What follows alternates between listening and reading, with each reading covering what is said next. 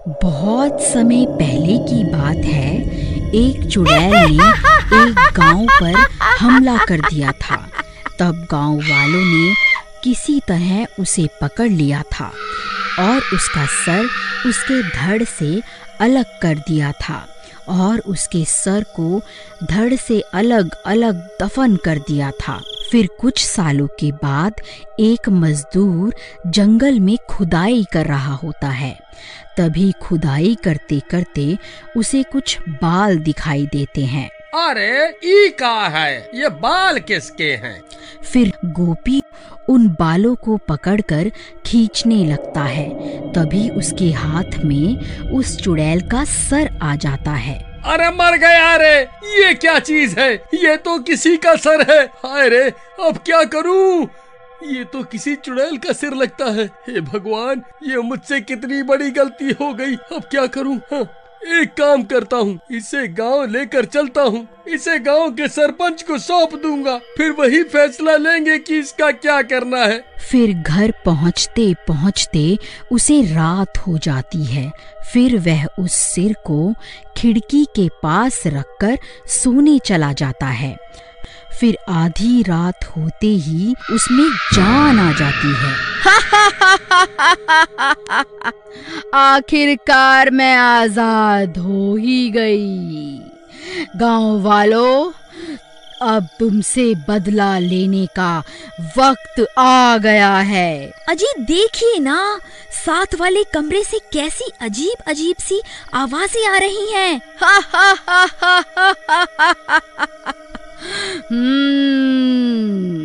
अरे मर गए रे, कहीं उस सिर में जान तो नहीं आ गई? अजी आप किस सिर की बात कर रहे हो जी? हाँ, जब मैं जंगल में खुदाई कर रहा था तब मुझे एक सिर मिला था। मैं उसे घर ले आया, सोचा था सरपंच को सौंप दूंगा, लेकिन रात हो गई तो इसे घर पर ही रख लिया। अरे नास मिटे, चुड़ैल का सर घर पे क्यों ले आया? हे भगवान, अब क्या होगा? तभी वह सिर उनके कमरे में आ जाता है। अच्छा, तो तू ही है जिसने मुझे आजाद करवाया है। हाँ जी चुड़ैल जी, मैंने ही आपको जमीन से बाहर निकाला था। कृपा करके हमें छोड़ दो। ठीक है, तेरी वजह से ही मैं आजाद हुई हूँ, इसलिए तुझे छोड़ रही हूँ।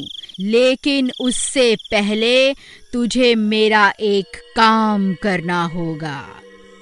तुझे वापस उसी जगह पर जाकर मेरा धड़ भी खोद कर निकालना होगा।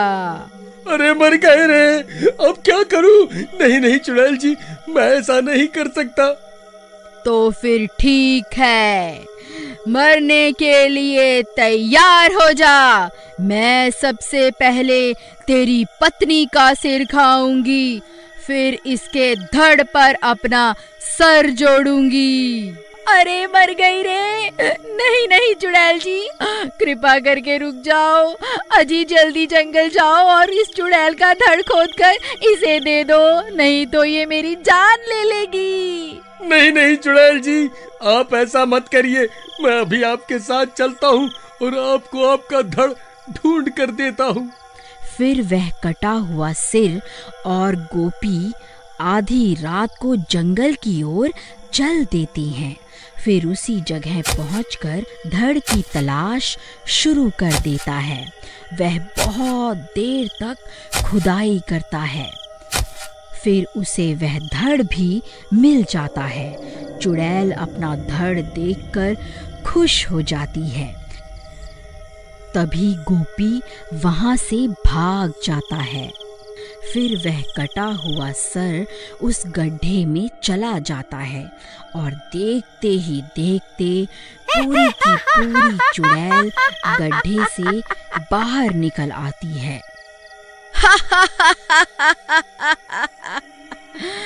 गांव वालों, अब मरने के लिए तैयार हो जाओ।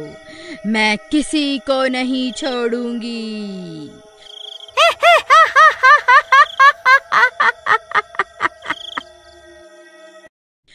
फिर गोपी भागता भागता सीधा सरपंच के घर पहुंच जाता है। अरे सरपंच जी, दरवाजा खोलो, अनर्थ हो गया है, वह सिरकटी चुड़ैल वापस आ गई है। फिर सरपंच अपने घर से बाहर आता है। फिर गोपी उसे सारी बात बताता है। हे भगवान, ये क्या अनर्थ हो गया? हमने उस चुड़ैल के 2 टुकड़े किए थे, अब वह बदला लेने के लिए वापस जरूर आएगी। हमें अभी कुछ ना कुछ करना होगा।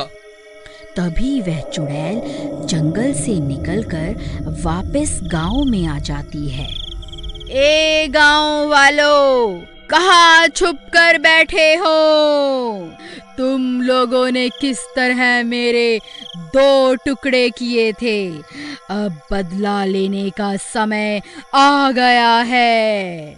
सब गांव वाले छुप छुप कर उसे देखते रहते हैं और वह चुड़ैल अपने शिकार की तलाश में गांव की गलियों में घूमती रहती है। सरपंच जी, वह देखिए, वह चुड़ैल गांव वालों की तलाश में इधर उधर घूम रही है। अगर कोई गांव वाला इसे मिल गया तो ये उसका सिर धड़ से अलग कर देगी। भाई, किसी के पास कोई तरकीब है तो बताओ, वरना सुबह होने तक कोई नहीं बचेगा। सरपंच जी, मेरे पास एक तरकीब है।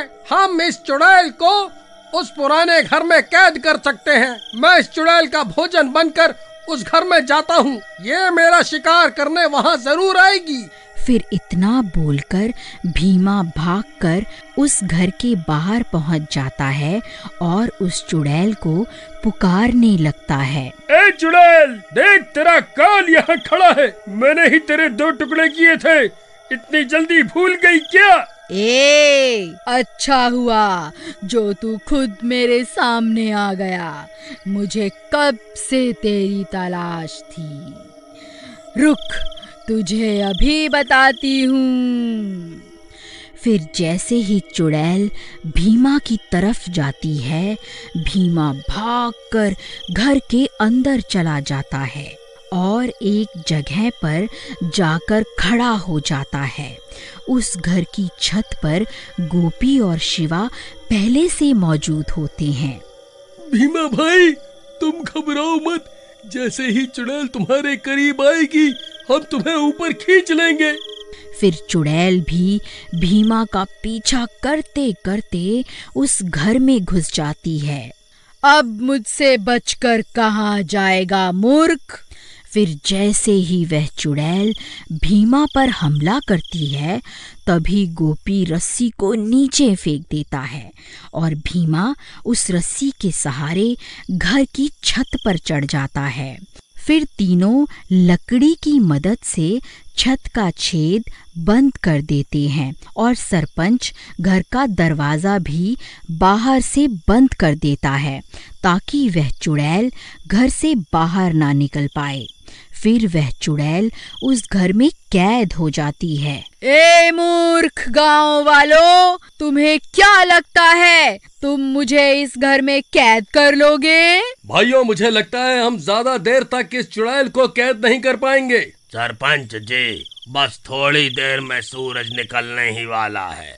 हमें थोड़ी देर तक इस चुड़ैल को इसी घर में रोक के रखना होगा। फिर चुड़ैल जोर जोर से दरवाजा पीटने लगती है। तभी दिन हो जाता है और आकाश में सूरज निकल आता है। फिर गोपी छत पे रखी लकड़ी को भी हटा देता है ताकि सूरज की रोशनी अंदर जा सके। फिर सूरज की रोशनी घर के अंदर जाते ही वह चुड़ैल तड़पने लगती है। ए गांव वालों, तुमने फिर से मुझे धोखे से इस घर में फंसा लिया। ये तुमने अच्छा नहीं किया। अरे मर गई रे, हाय हाय मर गई रे। ये सूरज तो मुझे जला कर ही दम लेगा। फिर देखते ही देखते वह चुड़ैल जलकर राख हो जाती है और एक बार फिर गांव वालों की एकता की वजह से लोग चुड़ैल से छुटकारा पा लेते हैं।